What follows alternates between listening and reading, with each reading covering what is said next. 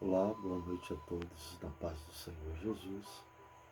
Aqui mais uma vez com o programa Palavra de Fé e Esperança, na direção de Deus para o teu coração. É um prazer te estar entrando aí, estar junto com você nessa programação. Bom, vamos orar? Grandioso Deus e Pai, eu te louvo, eu agradeço, eu bendigo e exalto o teu nome. Porque só Tu és digno de todo louvor, de toda adoração, de exaltação, honras, glória, poder, majestade, grandiosidade. Porque Tu criastes, Pai, as terras, os céus, os mares, todos os seres, meu Pai. Foi o Senhor quem criou. Então, muito obrigado, Senhor. Em nome de Jesus, obrigado. Louvando e bendizendo, esteja, tira, quebra todo impedimento para com o agir, meu Pai, do que o Senhor quer trazer para nós nesta noite, para o nosso coração. Sou o primeiro a ouvir, né? Em nome de Jesus, meu Pai, que a Tua palavra vá como semente ao coração de cada um que está ouvindo neste momento. Em nome de Jesus, meu Pai, que tudo seja para a honra, para a glória, para o louvor do Teu nome, do Teu santo e glorioso nome, do nome de Jesus. Amém. E graças a Deus. Amém, amados? Deus abençoe poderosamente. Vamos lá. Trazer apenas uma reflexão aqui que está no livro de Jeremias, no capítulo 17, onde diz assim a palavra do Senhor. No verso 7. Bendito o homem que confia no Senhor e cuja confiança é o Senhor. Porque será como uma árvore plantada junto às águas, que estende as suas raízes para o ribeiro, e não receia quando vem o calor, mas a sua folha fica verde, e no ano de sequidão não se afadiga, nem deixa de dar fruto. Enganoso e perverso é o coração, mais do que todas as coisas, quem o conhecerá? A resposta: eu, o Senhor, esquadrinho o coração e provo os pensamentos, para dar a cada um segundo os seus caminhos e segundo o fruto das suas ações. Olha só que coisa. Vamos meditar juntos aqui. Primeiro, que é bendito o homem que confia no Senhor, certo? Então, a confiança, nossa confiança plena, ela tem que estar em Deus. Porque se ela estiver em qualquer outra pessoa que não for Deus, a pessoa vai se decepcionar, porque perfeito é só Deus. Perfeito só o Senhor Jesus. Todos os outros são imperfeitos. A perfeição só cabe a Deus, Jesus e o Espírito Santo. Todo o restante é imperfeito. A sua obra é perfeita também. Até nós temos isso de viver em pecado, de andar em pecado por causa de Adão e Eva. Que lá no começo, lá os nossos pais, porque geneticamente já foi comprovado que nós somos descendentes de Adão e Eva. Já foi cientificamente comprovado isso. Então lá atrás eles desobedeceram e por causa dessa desobediência, hoje nós colhemos e nascemos em pecado. Mas é certo que ele nos deu o livre-arbítrio. Só o fato de ele ter dado desde o nosso pai Adão e Eva lá atrás, a nossa mãe Eva, dele ter dado o livre-arbítrio, eles optaram por desobedecer a Deus, porque Eva poderia ter obedecido e não, mesmo que a serpente viesse com aquela voz dela e tudo mais, ela poderia dizer, não, eu não vou desobedecer. E depois Adão também consente, come também e desobedece. Depois bota a culpa em Eva. Então, já foi, né, uma desavença ali de casais, porque ele vai e fala para Deus que a culpa foi dela, quer dizer, jogou a responsabilidade, mas ele era responsável. Ele poderia também ter dito, olha, não, Senhor, eu errei, ela errou, mas nós estamos dispostos a corrigir, se o Senhor der mais uma chance e tal. Mas ele não foi humilde para reconhecer o erro. E esse é o grande mal de muita gente, é não reconhecer que errou, não assumir a responsabilidade pelos atos e pedir perdão a Deus. Então, disso aí nós escolhemos isso. Nós nascemos em pecado e foi nos dado livre-arbítrio. Que bom quando a gente, quando a pessoa nasce num lar cristão, que os pais conhecem a Deus, que tem toda uma comunhão com Deus, que a pessoa, né, a criança nasce lá, é ensinada, né, a andar nos caminhos do Senhor, e mesmo assim, mesmo ele sendo conhecedor, ele tem o livre-arbítrio de querer ou não aceitar aquilo que está sendo passado para ele. Né? Então, tem até uma história de um rapaz, de um cientista, que ele era ateu, não acreditava em Deus. Ele acreditava no Big Bang, mas em Deus ele não acreditava. E aí o que é que ele foi? Ele quis fazer uma experiência quando a mulher ficou grávida. Ele se reuniu com a esposa e mais todos que estavam à volta, naquele vilarejo lá onde eles moravam, e falaram assim, olha, a gente não vai permitir que o nosso filho, que ele já sabia que ia ser um filho, ele não vai ter acesso a nada que se relacione com Deus. Nada, nada, nada. Ele não vai nem escutar o nome de Deus. Combinou com todos os seus familiares ali em volta e tudo mais, para fazer essa experiência de não haver nem notícia do que era Deus para aquele garoto. Ele foi crescendo, eles afastaram dele tudo, não deixaram de maneira alguma nem o nome de Deus aparecesse, né? E ele foi crescendo, crescendo, sem saber quem era Deus, sem saber de nada. E aí quando aos 17 anos, ele começa a sair e saía sozinho e ficava lá uns 30 minutos, uma hora, e aí não sabia onde era que ele estava, depois ele voltava. E ele começou a fazer isso vários dias seguidos. Então o pai, querendo, muito curioso, querendo saber o que tinha acontecido, chegou e falou assim, olha, a gente precisa saber o que está acontecendo. Seguiu ele, e lá era uma cidadezinha, onde era uma cidade praiana, e tinha lá um penhasco lá, que dava para ver o mar e tudo. Então o garoto, ele foi, se escondeu e ficou observando até onde o rapaz ia. Aí o rapaz chegou no penhasco, sentou, e todas as tardezinhas ele ficava vendo o pôr do sol. E aí ele ficava lá contemplando aquele pôr do sol por mais de meia hora, até quando o sol descia. Então o pai, curioso, chegou e disse assim, filho, por que você vem aqui todas as tardes e fica aqui e tal? O que você está fazendo? E ele disse assim, olha pai, eu sinceramente eu fico contemplando essa criação que o senhor acabou de ver, o sol se pondo, as nuvens, o mar. Eu fico imaginando, né? Essa maravilha que é essa criação. Imagina quem criou tudo isso. Eu fico imaginando quem foi que criou tudo isso. Então o pai ali caiu em si e disse, realmente, alguém deve ter criado isso. Né? Então, mesmo que a pessoa não queira acreditar que Deus, ele é o criador de todas as coisas, mas não tem como. Não tem como, é só você olhar para a natureza. Olha para a perfeição das criaturas do mar, de toda a biodiversidade da natureza, os peixes, os pássaros, os répteis, tudo que Deus criou. É tanto que Jó era temente a Deus, era um homem justo.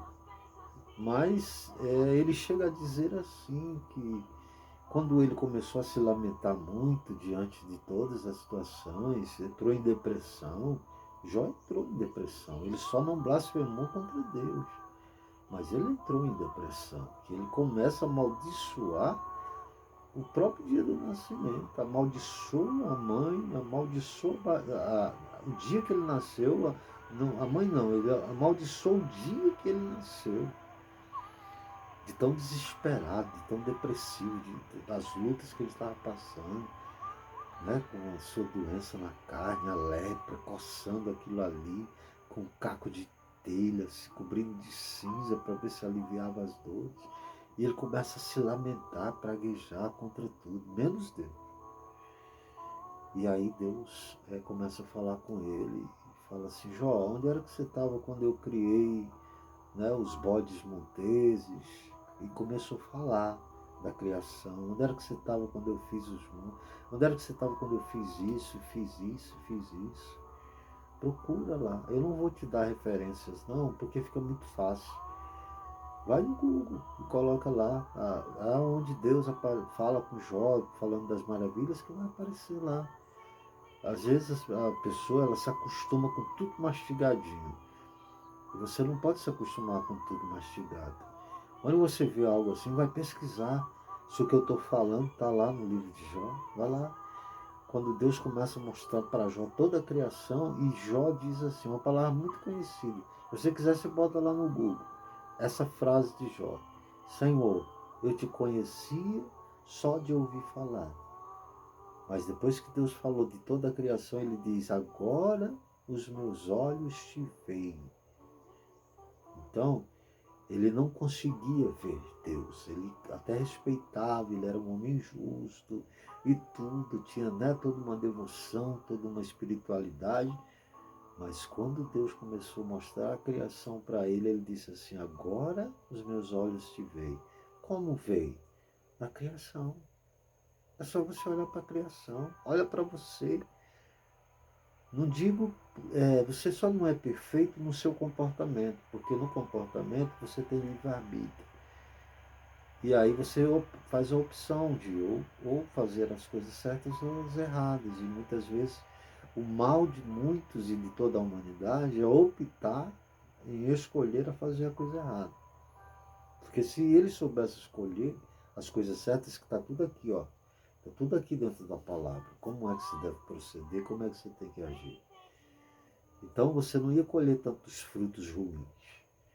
Mas quando você sabe o que tem que fazer e faz, é lógico que você vai colher coisas boas. Então Jó aqui, ele, né? Mas fora isso, você pode ver que é uma perfeição a criação. Como você enxerga, como você fala. Né? Os cabelos, diz a palavra que todos os cabelos da tua cabeça são contados. Que coisa maravilhosa. Né? O acordar, o levantar, o enxergar, o ver, o falar, o sentir, o ouvir, o olfato. Né? Você vê quando você se machuca ali, a cicatrização que acontece. É uma perfeição. Só se você não quiser ver. Mas que é certo, é. Então ele diz assim: bendito o homem que confia no Senhor. Eu aprendi isso. Antes eu dizia só da boca para fora que confiava em Deus. Eu, sinceramente, por muitos anos, mesmo conhecendo a palavra, eu falava, mas eu não confiava de fato. Hoje eu confio, hoje eu me lanço, porque eu sei que Ele é o Criador. E Ele supre a necessidade quando você confia. Porque Ele chega a dizer assim que ainda que nem, né, por que você se preocupa? Está lá em Mateus, procura também. Eu não vou dizer nem capítulo, nem versículo. Procura. Vai lá, investiga. Né? Vai lá, pesquisa. Está lá em Mateus, que ele diz assim: por que você se preocupa com o que você vai comer, com o que você vai vestir? Nem os lírios, olha, os lírios do campo não fiam, não tecem. E eu posso lhe garantir que nem Salomão, em toda a sua glória, se vestiu como um deles. Se ele investe assim a erva do campo, quanto mais vocês, homens de pouca fé. Então, Deus tem prazer, mas naqueles que confiam de fato nele. Eu tenho aprendido isso. E ele tem cada dia mais me mostrado. E eu fico maravilhado com o cuidado de Deus. Então, bendito que confia no Senhor, e porque será como uma árvore plantada junto às águas de um ribeiro.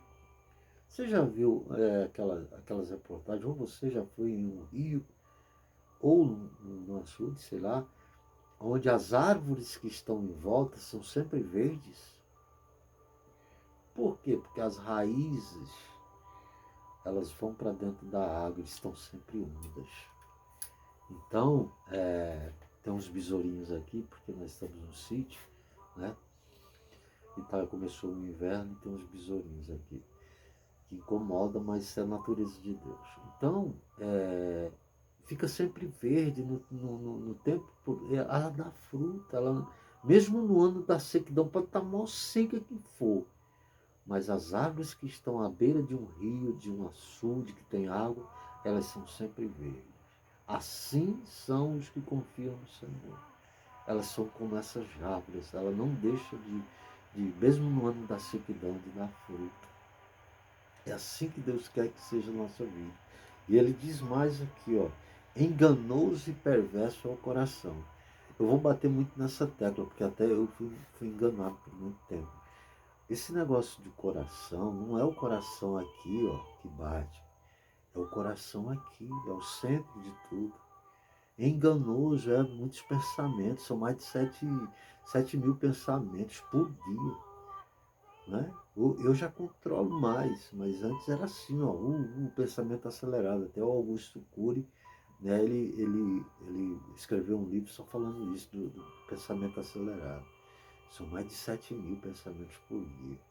Então aqui é o centro de tudo. Enganoso é o coração, você pensa muitas coisas, e sabe que não tem nada a ver e tudo, muitas vezes muitas coisas negativas. Quem o conhecerá? Sabe quem conhece? Porque Deus é o único que conhece os nossos pensamentos.